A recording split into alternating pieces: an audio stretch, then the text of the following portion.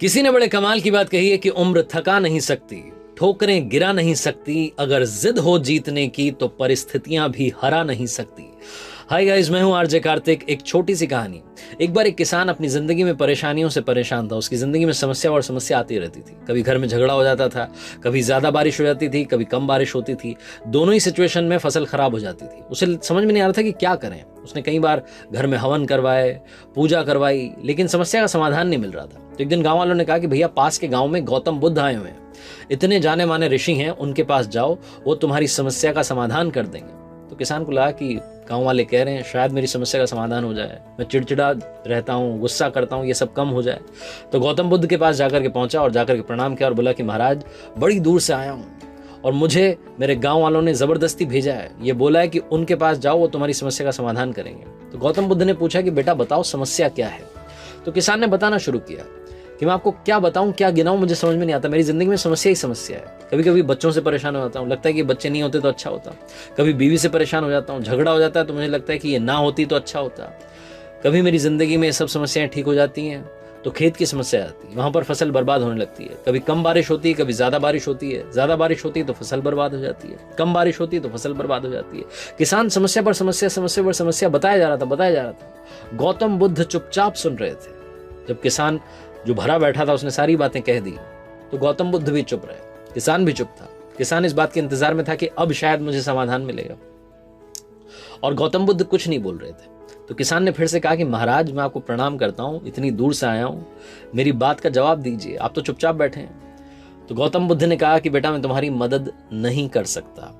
और जैसे ही गौतम बुद्ध ने कहा, वो किसान उन पर भड़क गया, बोलने लगा कि आप मेरी मदद नहीं कर सकते, मुझे मेरे गांव वालों ने धक्का देकर के जबरदस्ती यहां तक भेजा है और वो बोल रहे हैं कि आप ही मेरी मदद कर सकते हैं और आप कह रहे हैं कि आप मेरी मदद नहीं कर सकते। तो गौतम बुद्ध ने कहा कि बेटा, ये तो जिंदगी है, ये जिंदगी का चक्र है, साइकिल घूमती रहती है। हमारी जिंदगी में, हर किसी की जिंदगी में 83 समस्याएं होती हैं, 83 प्रॉब्लम्स, उन्होंने बोला। तो किसान ने कहा कि 83 समस्याएं होती हैं, मेरी जिंदगी में तो इससे भी ज्यादा है। तो गौतम बुद्ध ने कहा कि वो जो समस्याएं हैं वो खत्म नहीं होती और उनका कोई समाधान भी नहीं कर सकता है।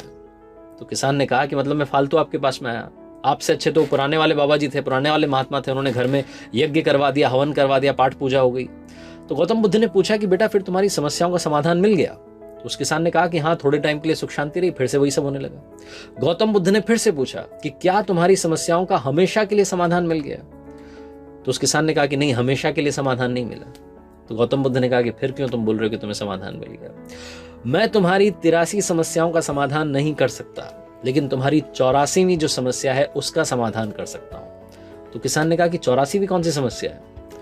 तो गौतम बुद्ध ने कहा कि 84वीं समस्या यह है कि तुम ये सोचते हो कि तुम्हारी जिंदगी में कोई समस्या नहीं होगी। जिस दिन तुम ये सोचना बंद कर दोगे कि जिंदगी में समस्या नहीं होगी, तुम्हारी जिंदगी से समस्याएं अपने आप कम होने लगेंगी।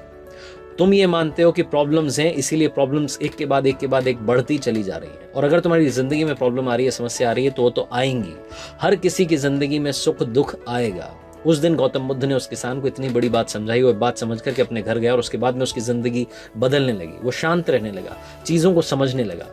हम में से कई सारे लोग जो थोड़ी सी प्रॉब्लम आती है, थोड़ी सी समस्या आती है, उसका हवा बना लेते हैं और वो हवा इतना बड़ा बन जाता है कि हम दूसरा हवा बना लेते हैं। तीसरी समस्या, चौथी समस्या, अपने आप नेगेटिविटी हमें घेरती चली जाती है। जिस दिन हमने मान लिया कि प्रॉब्लम्स तो आएंगी, समस्याएं तो आएंगी, उनसे लड़ने की ताकत ऊपर वाला हमें दे, हमारे अंदर वो सामर्थ्य हो, शक्ति हो, बुद्धि हो कि हम आगे बढ़ें, तभी हम आगे बढ़ पाएंगे। जिस किसी ने मान लिया कि प्रॉब्लम्स नहीं आनी चाहिए, उसका कुछ नहीं हो सकता। प्रॉब्लम्स आएंगे, उनसे लड़ना आपको आना चाहिए। और एक बार फिर से जाते आते आरजे कार्तिक आपसे यही कहेगा जो हर कहानी के आखिरी में कहता है, कर दिखाओ कुछ ऐसा कि दुनिया करना चाहे आपके जैसा। याद रखिए, हर सोमवार सुबह 9:30 बजे मेरे YouTube चैनल पर देखिए एक नई कहानी।